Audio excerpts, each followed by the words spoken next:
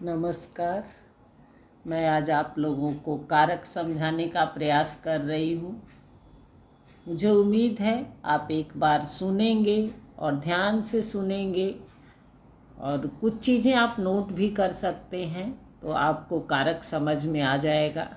आइए देखते हैं कारक होता क्या है। व्याकरण में कारक एक ऐसा शब्द है जो सर्वनाम के जिस रूप से संबंध वाक्य के अन्य शब्दों के साथ प्रकट होता है उसे हम कारक कहते हैं। दूसरे शब्दों में आप कह सकते हैं वाक्य में प्रयुक्त शब्दों के साथ क्रिया के संबंध को हम क्या कहते हैं, कारक कहते हैं। जैसे मैंने यहाँ आपको बताया भी है कि कारक जो है वह संबंध दर्शाने वाला शब्द है। वाक्य के विभिन्न शब्दों के संबंधों को दर्शाने वाला एक महत्वपूर्ण व्याकरणिक तत्व है। क्या? कारक। और इसके कुल 8 भेद होते हैं। पहला भेद है कर्ता कारक। ज़्यादा वीडियो लंबा न हो इसका भी मुझे ध्यान देना है, क्योंकि सबके पास नेट अवेलेबल नहीं रहता है, तो सब लोग इसको सुन सके, समझ सके, इसलिए मैंने बहुत लंबा, बहुत ज़्यादा उदाहरण नहीं दिया है। पहला है कर्ता कारक। कर्ता कारक किसे कहते हैं इसको देखिए। वाक्य में जो कार्य करता है वही कर्ता कारक होता है और इसमें ने विभक्ति होती है। कर्ता कारक की पहचान है कि कार्य करने वाला कर्ता कहलाएगा और इसका परसर्ग को विभक्ति कहते हैं। इसका परसर्ग ने होता है। जैसे उदाहरण स्वरूप देखिए, राम ने खाना को खाया। राम ने खाना को खाया या खाना खाया, यहाँ पर क्या हो गया? कर्ता कारक हो गया। क्यों? क्योंकि राम करता है और ने क्या है? विभक्ति लग गई है, तो यह कर्ता कारक का उदाहरण है। इसी तरह से आप और भी उदाहरण देख सकते हैं। जैसे कोई भी ले लीजिए आप उदाहरण। सलमा ने पाठ पढ़ा, रमन ने किताब पढ़ा, रमन ने कविता पढ़ी। इस तरह से अनेक उदाहरण आप दे सकते हैं। अब आइए दूसरा देखते हैं। दूसरा आपका कारक है कर्म कारक। जिस वाक्य में जिस पर कार्य होता है उसे कर्म कारक कहते हैं। जिस वाक्य में, मतलब जो भी हम वाक्य देखेंगे, पढ़ेंगे, सुनेंगे, उसमें हमें ये देखना है कि कार्य क्या होता है। वाक्य में जिस पर कार्य होता है, मतलब जो कार्य किया जाता है, वह किया जा रहा है, वह कैसा कार्य है। क्या उस संज्ञा और सर्वनाम का क्रिया के व्यापार पर फल पड़ता है? यदि फल पड़ रहा है तो वह कर्म कारक हो गया। जैसे राम कर्ता हो गया, ने खाना को खाया, को विभक्ति लग गई, को परसर्ग है, तो यह कर्ता कारक का क्रिया पर फल पड़ रहा है। अगर पड़ रहा है तो वह क्या हो जाएगा? कर्म कारक। और इसकी विभक्ति क्या होगी? को होगी। इसी तरह से और भी आप 2-3 एग्जाम्पल समझ सकते हैं। पुलिस ने चोर को पकड़ा, आशा ने गीत को सुनाया, मदन ने राम को भेजा, इत्यादि।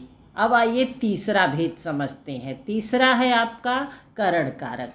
वाक्य में जिससे कार्य किया जाता है, वाक्य में जिससे कार्य किया जाता है उसे करण कारक कहते हैं और इसकी विभक्ति क्या होती है? से विभक्ति होती है। अब आपको समझ में आ रहा होगा कि किया जाता है मतलब क्या। अर्थात जिन शब्दों की सहायता से क्रिया का व्यापार या कार्य होता है उसे हम करण कारक कहते हैं। ठीक है। इसकी विभक्ति को ही परसर्ग कहते हैं। से और के द्वारा होता है। ठीक है। जैसे उदाहरण में आप देखिए, राम ने चाकू से सेब काटा। राम ने चाकू से सेब को काटा, या मदन ने चाकू से सब्जी को काटा, या गीता ने चाकू से फल को काटा। और भी उदाहरण आप देख सकते हैं। जैसे यात्री ने डंडे से सांप को हटा दिया, पापा जहाज से कोच्चि गए, छात्र फुटबॉल से खेलते हैं इत्यादि। ये सारे किसके उदाहरण हैं? करण कारक के उदाहरण हैं। और इसमें विभक्ति कौन सी है? से है। तो आप अगर विभक्ति याद किए हैं और आपको अगर ये बात समझ में आ गई है कि यह किस कारक के अंतर्गत आता है, तो आप तुरंत वाक्य में इसको समझ सकते हैं। मेरे समझाने के बाद आप ज़रूर विभक्ति अलग से लिखिएगा और उससे वाक्य बना करके परसर्ग और विभक्ति को अलग करिएगा और कारक समझिएगा कि कारक समझ में आया कि नहीं। अब आइए आपको मैं चौथा कारक समझाती हूँ, वो है संप्रदान कारक।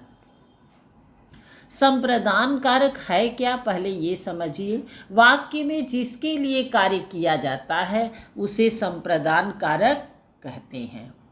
जैसे जिसके लिए काम किया जाता है, राम ने सीता को किताब दी। किताब देने का काम किसके लिए किया राम ने? सीता के लिए। तो आया समझ में डिफिनेशन के आधार पर। इसमें विभक्ति कौन सी है संप्रदान कारक में?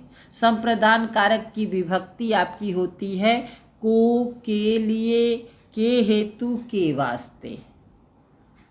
इसकी विभक्ति को, के लिए, के हेतु, के वास्ते होती है। तो यहाँ एक ही उदाहरण मैंने दिया है कि राम ने सीता को किताब दी। इसी तरह से आप अनेक और भी उदाहरण देख सकते हैं। भक्त दर्शन हेतु मंदिर गया, नाना जी दादी के लिए वस्त्र लाए। ठीक है, अलग अलग आप एग्जाम्पल यहाँ रख सकते हैं। पेट के लिए मनुष्य क्या क्या नहीं करता इत्यादि। इस तरह के उदाहरण आपके संप्रदान कारक के उदाहरण होंगे, क्योंकि इसका विभक्ति या परसर्ग क्या है?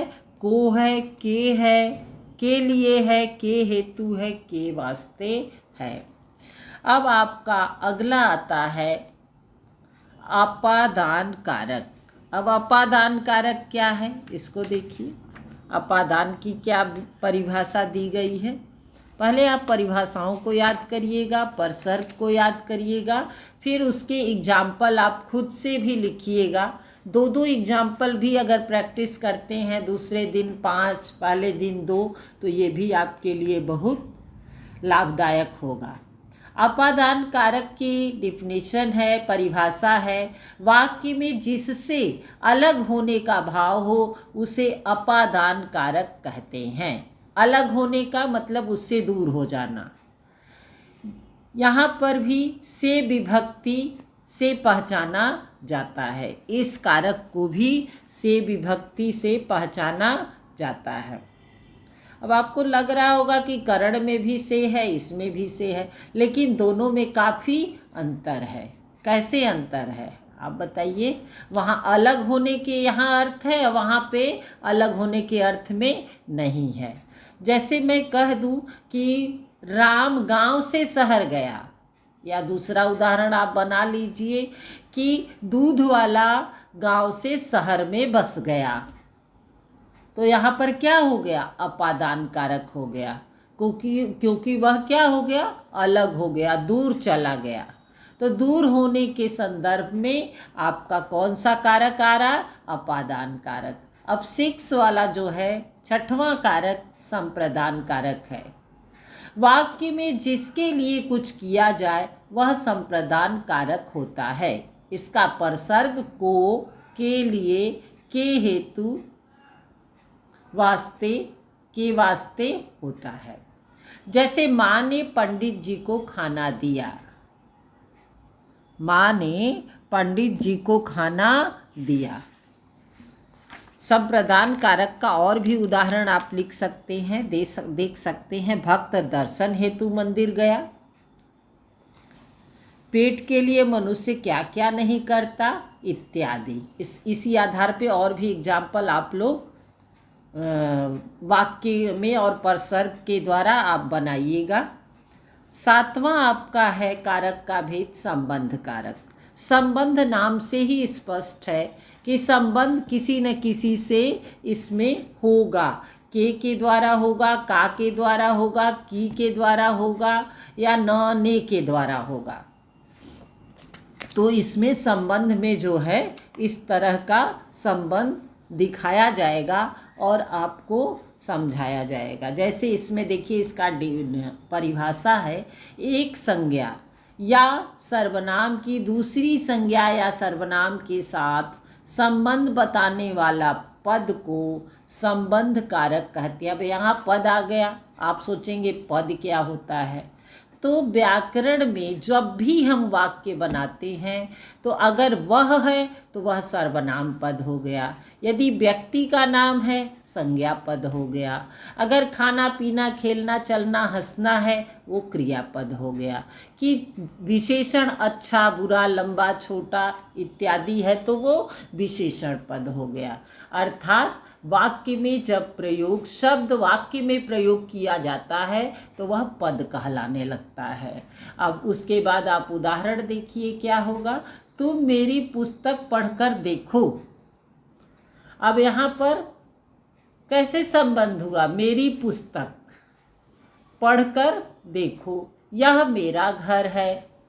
और दूसरा एग्जाम्पल देखिए, राम सीता के साथ बाजार गया, मदन गीता के साथ खेल रहा है। तो इस तरह के वाक्य आपके संबंध बताते हैं कि कौन किसके साथ, के साथ, के ऊपर, के नीचे इत्यादि जो है संबंध बोधक शब्द होते ही हैं। अब आपका है 8वां अधिकरण कारक। वाक्य में जिस स्थान समय या साधन से कार्य होता है उसे अधिकरण कारक कहते हैं। इसकी विभक्ति से होती है। जैसे दादी माँ छत पर बैठी हैं, अनेक जीव जंतु पानी के भीतर रहते हैं, तुम्हें आज्ञा मानने पर मिठाई मिलेगी इत्यादि आप समझ सकते हैं। उसके बाद एक चीज़ आप याद रखिएगा कारक के लिए, यह एक कारक को याद करने के लिए बहुत मददगार होता है गीत। कर्ता ने कर्म को करण से काम कराया, संप्रदान को कुछ दिया, अपादान से दूर किया, अधिकरण में रहकर संप्रदान के लिए या हेतु जुड़ गया, संबंध का के की रा रे री ना ने नी होता है। ये 8 कारक हैं, वाक्य में प्रयोग हुआ है और हम करते हैं। आपको अगर वीडियो अच्छा लगेगा, समझ में आएगा तो इसको लाइक और सब्सक्राइब तथा शेयर अधिक से अधिक लोगों को करिएगा ताकि यह लोग समझ सकें। व्याकरण समझना आसान नहीं होता है, उसके लिए प्रैक्टिस करनी होती है।